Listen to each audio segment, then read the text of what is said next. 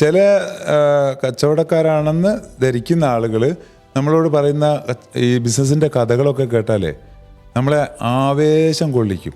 കാരണം അത്രയും ആശയങ്ങളുടെ ഒരു പ്രവാഹ ഒഴുക്കാണ് അവർ നമ്മളെ മുന്നിൽ തുറന്നു വിടുക. നമ്മളെ തന്നെ അത്ഭുതപ്പെടും, ഇത് ലോകോത്തര ബിസിനസ്മാൻ്റെ എല്ലാ ക്വാളിറ്റി ഉണ്ടല്ലോ എന്നൊക്കെ. പക്ഷേ ഇയാൾക്ക് ചിലപ്പോൾ ഒന്നും തുടങ്ങാൻ പോലും പറ്റുന്നുണ്ടാവില്ല. ഇനി വേറെ ചിലർ എക്സ്പോകളിലും അതുപോലെ പല ഇടങ്ങളിലും കണ്ട് പരിചയിച്ച സാധനങ്ങളെ സാമഗ്രികളെ അതേപോലെ അനുകരിച്ച് പുതിയ ബിസിനസ് തുടങ്ങും.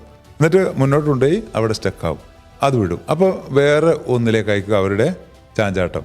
എന്താ പറയുക, ഈ ചാഞ്ചാടി കളിക്കുന്ന കുരങ്ങനെ പോലെ എവിടെയും സ്ഥിരമാവില്ല എന്ന് പറയല്ലോ. നമ്മൾ പറയും quitters never win, winners never quit. കാരണം ഈ ചാഞ്ചാടി കളിക്കുന്ന, മാറി മാറി മനസ്സ് കളിക്കുന്ന, അക്കരപ്പച്ച തോന്നുന്ന ആളുകൾ എവിടെയും എന്താവുന്നില്ല, സക്സസ് ആവുന്നില്ല. ഇനിയോ സക്സസ് ആവേണ്ട ആളുകളോ ഒന്ന് തന്നെ പിടിച്ച്, ability means stick on ability എന്ന് പറയുമല്ലോ, പിടിച്ച് ഉടുമ്പിനെ പോലെ അതിൽ കഷ്ടമാണെങ്കിലും നഷ്ടമാണെങ്കിലും വീണ്ടും വീണ്ടും അത് തന്നെ പിടിച്ച് കയറി രക്ഷപ്പെട്ട കഥകളുമുണ്ട്.